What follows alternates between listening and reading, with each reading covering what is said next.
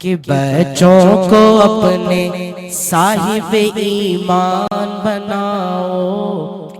قرآن پڑھاؤ، قرآن پڑھاؤ، بچوں کو اپنے صاحب ایمان بناؤ، قرآن پڑھاؤ، قرآن پڑھاؤ، قرآن ہی جینے کا طریقہ ہے بتاتا کہ اللہ رب العزت نے جنہیں بے پناہ صلاحیتوں سے نوازا ہے،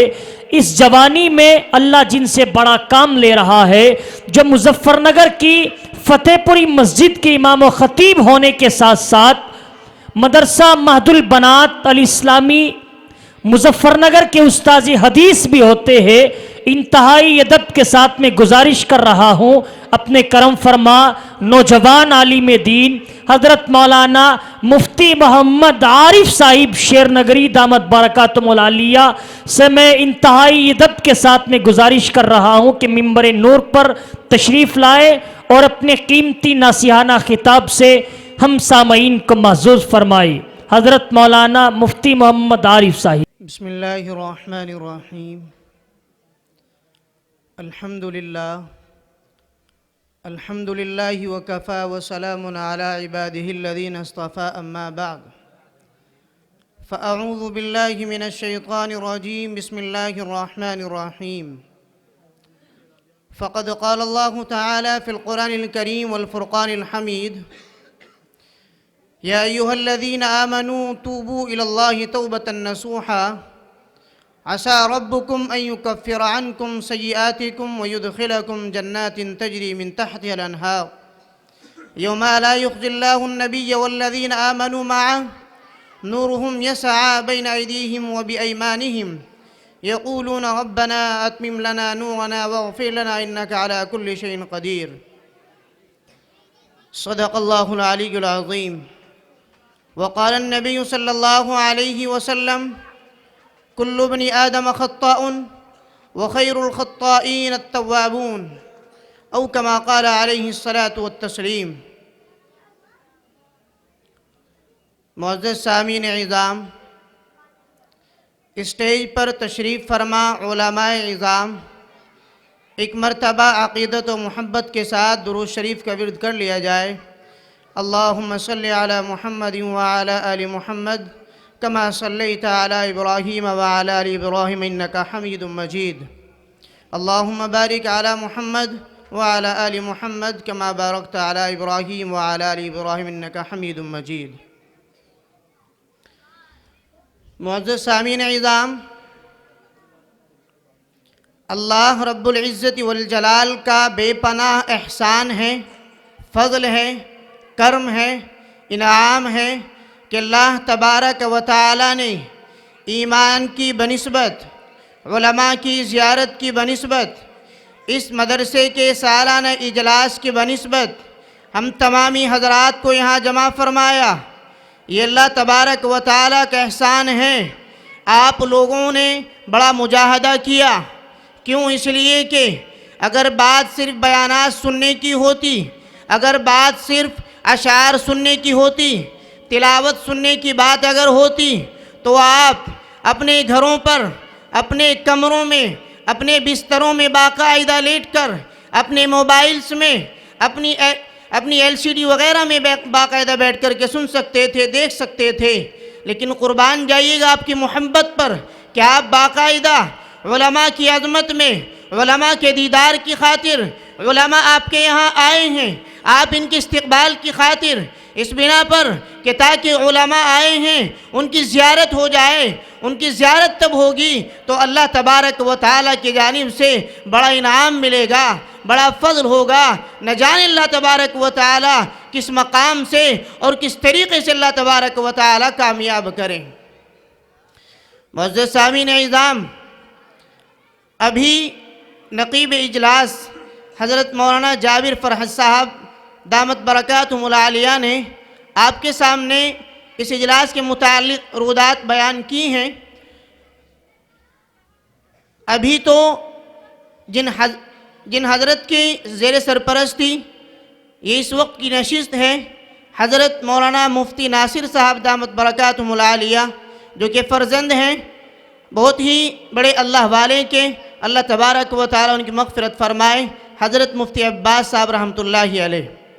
اسی طریقے سے دیگر حضرات اس اسٹیج پر تشریف فرما ہیں۔ معزز سامعین اعظام، یہ کے بعد دیگریں، ایک کے بعد ایک علماء کی نصیحتیں، علماء کے اقوال، علماء کی باتیں، وہ جو کہنا چاہتے ہیں قرآن کے تعلق سے، احادیث کے تعلق سے، سنت نبوی علیہ السلام کے تعلق سے، اللہ کے نبی علیہ السلام کے فرمان کیا ہیں، آپ کا طریقہ کیا ہے، اس کے متعلق باقاعدہ گفتگو کی جائے گی۔ میں بھی انہی میں سے ایک کڑی ہوں، آپ کے سامنے چند باتیں پیش کیے دیتا ہوں۔ میں نے آپ کے سامنے قرآن کریم کی ایک آیت تلاوت کی۔ اللہ تبارک و تعالیٰ نے دیگر مقامات پر بھی اپنے وہ بندے، اپنے ان بندوں کو کہ جنہوں نے باقاعدہ اس دنیا میں رہ کر زندگی تو گزاری، اس دنیا میں رہ کر وقت تو گزارا، اس دنیا میں رہ کر اپنے آپ کو ضائع کر دیا، اپنے آپ کو برباد کر دیا، اپنے آپ کو ایسی زندگی کی جانب لے جاتے ہیں کہ شریعت سے جس کا کوئی تعلق نہیں، احادیث سے جس کا کوئی تعلق نہیں، نبی اکرم صلی اللہ علیہ وسلم کی جو سنتیں ہیں، آپ کے جو اطوار ہیں، آپ کے جو طریقے ہیں، آپ کی جو عادات ہیں، آپ کے جو اخلاق ہیں، آپ نے جس طریقے سے جو زندگی گزاری، آپ اس دنیا میں رہ کر جس انداز سے، جس طریقے سے باقاعدہ زندگی گزار کر کے گئے ہیں، اس طریقے کے باقاعدہ وہ پاس بھی نہیں گزرے ہیں۔ اللہ تبارک و تعالیٰ نے ایسے بندوں کے متعلق ارشاد فرمایا، یا عبادی الذین اسرفوا علی انفسہم، میرے وہ بندے کہ جنہوں نے اپنی جانوں پر ظلم کیا۔ اللہ تبارک و تعالیٰ کا پیار دیکھیے، اللہ تبارک و تعالیٰ کی محبت تو دیکھیے گا۔ ہم دنیا میں دیکھتے ہیں کوئی آدمی ہماری نافرمانی کرے، ہماری باتوں کو ٹال دے، ہمارے احکام کو پس پشت ڈال دے، ہمارے کہنے کے باوجود اس پر کوئی اثر نہ ہو، وہ ہماری بات کو پس پشت ڈال کر ہماری نافرمانی کرے، احکام کی عدولی کرے اور یوں ہی چلا جائے، ہمارے ذہن میں، ہمارے دل و دماغ میں باقاعدہ اس کی جانب سے غلط فہمیاں پیدا ہو جاتی ہیں کہ بتائیے گا میں نے اس کو یہ کام کہا، اس نے یہ نہ کیا، یہ فلانے کا لڑکا ہے، یہ فلاں کا لڑکا ہے، اس کو چھوٹا سا کام کہا گیا، اس کے باوجود یہ کام نہیں کر کے گیا۔ لیکن اللہ تبارک و تعالیٰ کی محبت تو دیکھیے گا کہ اللہ تبارک و تعالیٰ اپنے ان بندوں سے بھی باقاعدہ محبت کرتے ہیں جو کہ اس دنیا میں آگنے کے باوجود جبکہ جانتے ہیں وَالْآخِرَةُ خَيْرٌ لِمَنِ اتَّقَىٰ کہ اللہ تبارک و تعالیٰ نے صاف اعلان کر دیا کہ یہاں آگے زندگی گزارتے ہو، یہاں رہتے ہو، زندگی گزارنے کے لیے نہیں، صرف اس لیے نہیں کہ آئے ہو زندگی گزار کر کے چلے جانا، یہاں آئے ہو کھانا پینا رہنا سونا جاگنا اٹھنا جانا چلنا، صرف اتنا کام نہیں، اللہ تبارک و تعالیٰ نے تو صاف اعلان کیا وَالْآخِرَةُ خَيْرٌ لِمَنِ اتَّقَىٰ۔ یہاں آنے کا مقصد ہے، یہاں آئے ہیں، اللہ تبارک و تعالیٰ نے نبی اکرم صلی اللہ علیہ وسلم کو اس دنیا میں کیوں بھیجا، آپ کے یہاں آنے کی وجہ، آپ کی بعثت کس بنا پر ہوئی؟ آپ تو فرماتے ہیں انما بعثت معلما، انما بعثت لاتمم مکارم الاخلاق، او کما قال علیہ السلام۔ معزز سامعین اعظام، اللہ کے نبی علیہ السلام تو باقاعدہ بتلاتے ہیں کہ میرا ورود مسعود، میرا آنا، میرا وجود، میں اس دنیا میں جو آیا، میں جو اس دنیا میں بھیجا گیا، میری جو بعثت ہوئی، مجھے اللہ تبارک و تعالیٰ نے اس دنیا میں جو پیدا کیا، میرے یہاں آنے کا ایک مقصد ہے، میں اس بنا پر آیا ہوں تاکہ میں اخلاق کی تکمیل کر سکوں، میں اس دنیا میں اس لیے آیا تاکہ میں اخلاق بتاؤں، میں اخلاق سکھلاؤں، تاکہ میں بتاؤں کہ اخلاق کس کو کہا جاتا ہے، زندگی گزارنا کس کو کہتے ہیں، انسان کس کو کہا جاتا ہے۔ قرآن کریم میں اللہ تبارک و تعالی ارشاد فرماتے ہیں لَقَدْ خَلَقْنَا الْإِنسَانَ فِي أَحْسَنِ تَقْوِيمٍ۔ معزز سامعین اعظام، اللہ تبارک و تعالی نے اس دنیا میں تقریباً 18,000 مخلوقات پیدا کی۔ اللہ تبارک و تعالی نے کسی کو کسی طریقے سے پیدا کیا، کسی کا نقشہ کچھ بنایا، حشرات الارض، زمین پر جو کیڑے رینگتے ہیں، حیوانات جو بڑے جاندار ہیں، جانور ہیں، جاندار ہیں، پرند ہیں، چرند ہیں، درند ہیں، اللہ تبارک و تعالیٰ نے سب کو باقاعدہ پیدا کیا، لیکن اللہ تبارک و تعالیٰ نے جب انسان کو پیدا کیا تو فرمایا خلقتہ بیدیہ۔ اللہ تبارک و تعالیٰ نے انسان کی تخلیق کا، انسان کی نشو و نما کا، انسان کی پیدائش کا، انسان کو دنیا میں بھیجنے کا کیا طریقہ اختیار کیا؟ وَلَقَدْ خَلَقْنَا الْإِنسَانَ مِنْ سُلَالَةٍ مِّن طِينٍ۔ اللہ تبارک و تعالیٰ نے پورا پروسیس باقاعدہ، پورا طریقہ بیان کیا۔ ثُمَّ جَعَلْنَا النُّطْفَةَ فِي قَرَارٍ مَّكِينٍ فَخَلَقْنَا الْعَلَقَةَ فَخَلَقْنَا الْمُضْغَةَ فَخَلَقْنَا الْمُضْغَةَ عِظَامًا فَكَسَوْنَا الْعِظَامَ لَحْمًا ثُمَّ أَنشَأْنَاهُ خَلْقًا آخَرَ فَتَبَارَكَ اللَّهُ أَحْسَنُ الْخَالِقِينَ۔ اللہ تبارک و تعالی ارشاد فرماتے ہیں کہ انسان تیری حیثیت کیا ہے؟ اپنے بارے میں تو ذرا سوچ، اپنے وجود کے بارے میں غور کر، اپنے آپ کے بارے میں ذرا دیکھ، ایک مرتبہ اپنے گریبان میں جھانک کر کے تو دیکھ، اپنے بارے میں معلوم ہوگا، پتہ چلے گا تیری اوقات کیا، تیری حیثیت کیا، تیرا معیار کیا، تیرا وقار کیا، تیرا آنے کا مقصد کیا۔ اللہ تبارک و تعالی نے تجھے کس انداز سے پیدا کیا؟ تو ایک ناپاک سی چیز تھا، ایک ناپاک سی چیز، غیر معمولی سی چیز کہ اگر وہ کپڑوں پر لگ جائے تو اس کو دھونے کا حکم، ہاتھ پر لگ جائے تو اس کو دھونے کا حکم، اگر کسی کے جسم کے دوسرے حصے پر لگ جائے تو اللہ تبارک و تعالی نے اس کو دھونے کا حکم دیا ہے۔ اللہ رب العزت والجلال نے ایسی چیز سے انسان کی تخلیق فرمائی۔ اللہ تبارک و تعالی نے اس دنیا میں جو مخلوقات بیان کی ہیں، تقریباً 18,000 جو مخلوقات، ایسے زائد جو بھی مخلوقات بیان کی ہیں، اللہ تبارک و تعالی نے سب سے خوبصورت اگر کسی کو بنایا ہے تو وہ انسان ہے۔ تبھی تو اللہ تبارک و تعالی قرآن کریم میں ببانگ دول اعلان کرتے ہیں لَقَدْ خَلَقْنَا الْإِنسَانَ فِي أَحْسَنِ تَقْوِيمٍ، کہ انسان دوسری مخلوق کو دیکھ، اپنے آپ کو دیکھ، اس کے کان دیکھ، اپنے کان دیکھ، اس کی آنکھیں دیکھ، اپنی آنکھیں دیکھ، اس کے ہاتھ دیکھ، اپنے ہاتھ دیکھ، اب اس کے پیر دیکھ، اپنے پیر دیکھ، اس کے سوچنے کی صلاحیت کو دیکھ، اپنے سوچنے کی صلاحیت کو دیکھ۔ انسانی تخلیق، انسانی عقل ہی تو ہے کہ باقاعدہ وہ اسفار جو پہلے کئی روز میں طے ہوا کرتے تھے، لیکن اللہ تبارک و تعالی نے انسان کے عقل دی، اور عقل بھی اتنی بہترین کہ باقاعدہ اس نے سواری بنائی، کبھی موٹر سائیکل بناتا ہے، کبھی کار بنا دیتا ہے، کبھی ہوائی جہاز باقاعدہ بناتا ہے کہ ایک لمبا سفر چند گھنٹوں میں طے ہو جاتا ہے کہ جن میں مہینے 2 مہینے باقاعدہ لگا کرتے تھے۔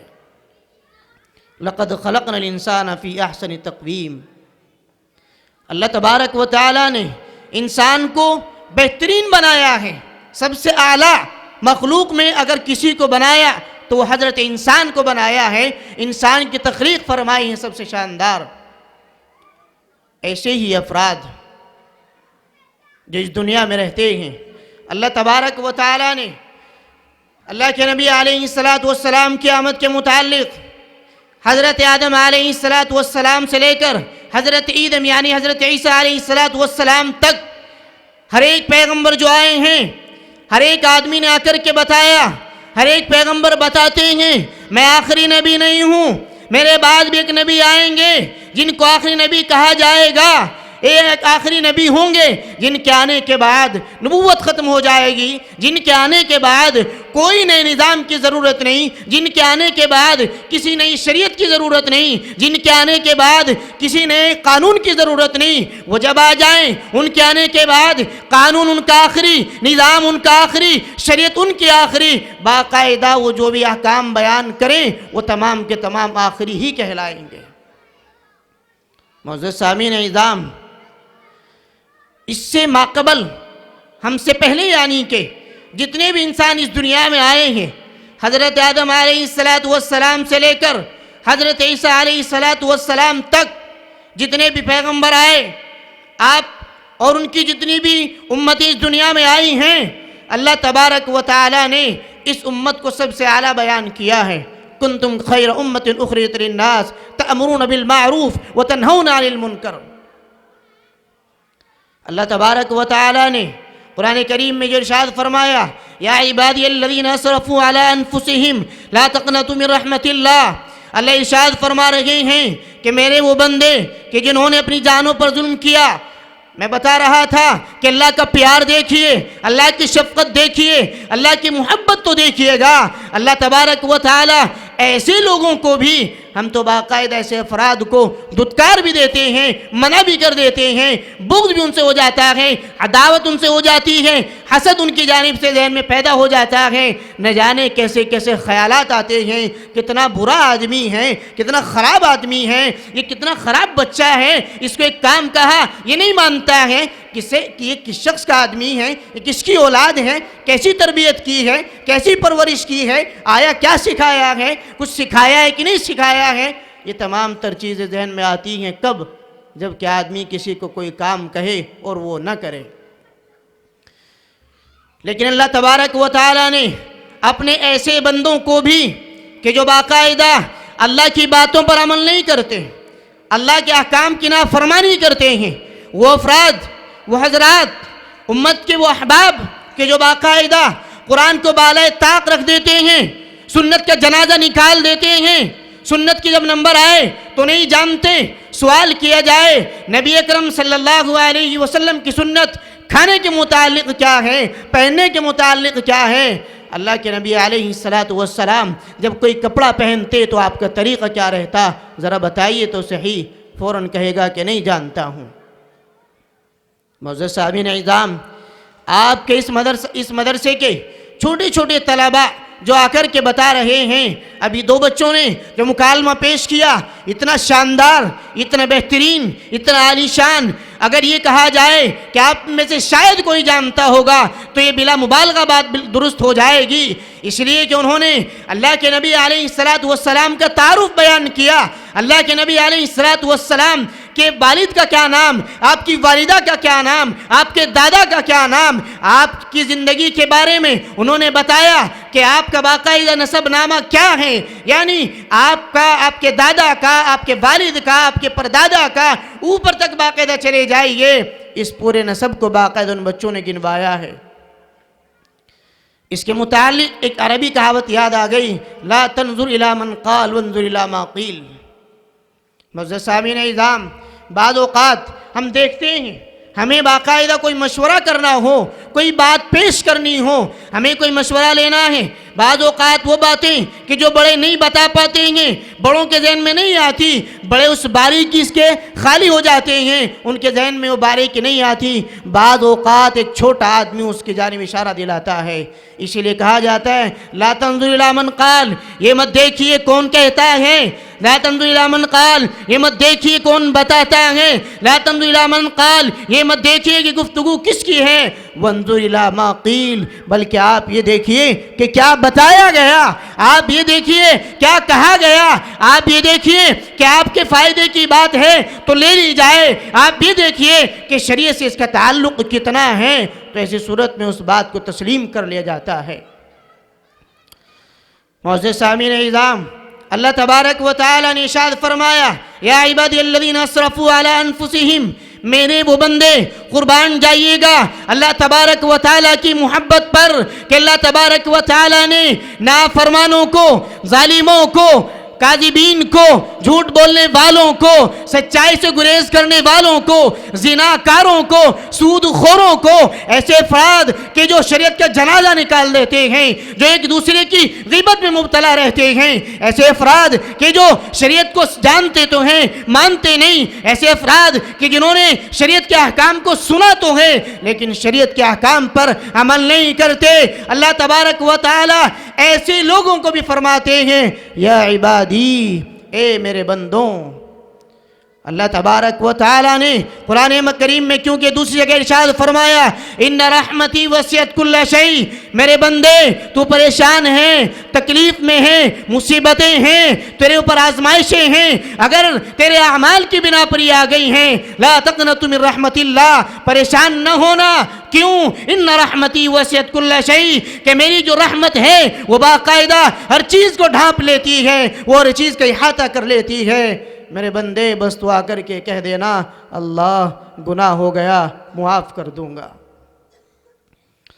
چنانچہ حضرت موسیٰ علیہ السلام نے اللہ تبارک و تعالیٰ سے سوال کیا یا اللہ جب کوئی بندہ آپ کو پکارتا ہے تو آپ کیا کہتے ہیں؟ حضرت موسیٰ علیہ السلام سے اللہ تبارک و تعالیٰ نے ارشاد فرمایا کہ اے موسیٰ جب میرا نیک بندہ میرے پاس آتا ہے اور آ کر کے کہتا ہے ربا مجھے پکارتا ہے، اے اللہ میں تیری بارگاہ میں آیا ہوں، اے اللہ میں تیرے سامنے سجدہ ریز ہوں، میں تجھی کو سجدہ کر رہا ہوں، میں جانتا ہوں تو ہی سجدے کے لائق ہے، میں جانتا ہوں عبادت کے لائق تو، میں جانتا ہوں پریشانیاں صرف تو دور کر سکتا ہے، میں جانتا ہوں مصیبتیں اگر کوئی ہٹا سکتا ہے، پریشانیاں اگر کوئی دور کر سکتا ہے، اگر کوئی ایسا ہے کہ جو میری ضرورتوں کا اکمال کرے، میری ضرورتوں کو مکمل کر دے، میری ضرورتوں کو پورا کر دے، تو میں جانتا ہوں ربا وہ صرف اور صرف تو ہے، تیرے علاوہ کوئی نہیں۔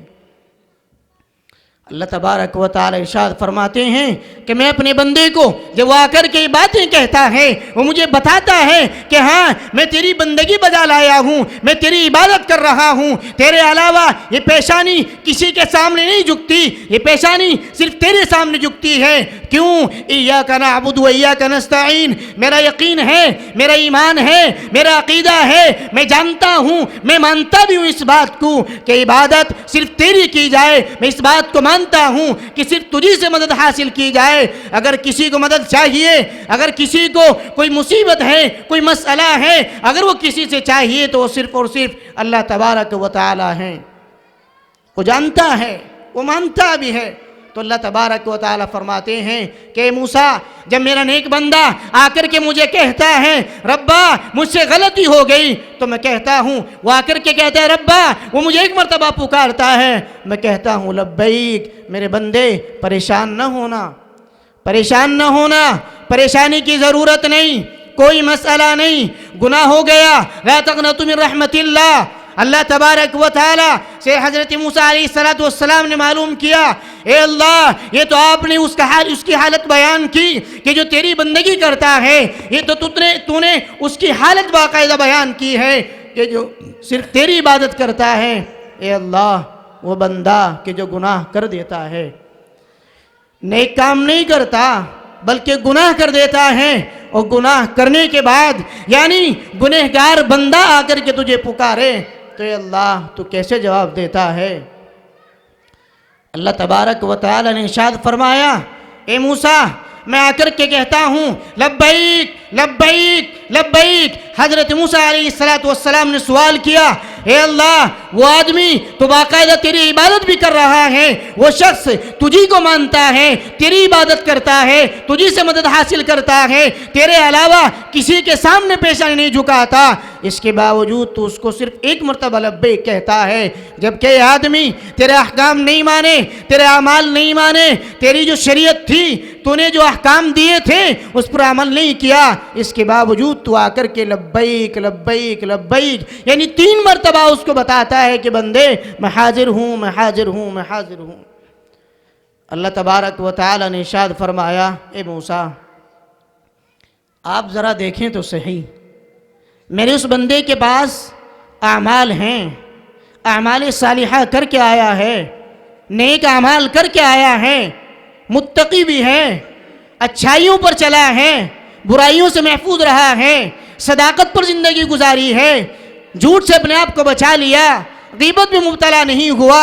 گالی گلوچ کسی کو نہیں کرتا، اخلاقی اعتبار سے صحیح زندگی گزارتا ہے، اس کے پاس تو یہ اعمال ہیں نا، لیکن میرا یہ بندہ اس کے پاس سوائے میرے صرف اور صرف اس کے پاس تو میں ہی موجود ہوں، اس کے پاس تو اس کے اعمال بھی ہیں، ان کا واسطہ دے سکتا ہے، لیکن اس کے پاس تو صرف میں ہوں نا، میرے علاوہ کوئی تو نہیں، اگر میں بھی اس کی نہیں سنوں گا تو ان رحمتی وسعت کل شیء، میری ان باتوں کا کیا مطلب رہا، میری ان چیزوں کا کیا مطلب رہا، میری ان تمام تر باتوں کا یہ جو اللہ تبارک و تعالی نے یہ جو میں نے بیان کی ہے، اگر میں بھی اس کے ساتھ بے رخی کا معاملہ کروں تو میرا بندہ کہاں جائے گا؟ معزز صاحبین اعظام، ابھی بہت سے حضرات باقی ہیں اور سردی بھی کافی ہو رہی ہے، بس میں انہی چند باتوں پر اپنی تقریر کو ختم کرتا ہوں، اور دعا بھی ہے کہ اللہ تبارک و تعالی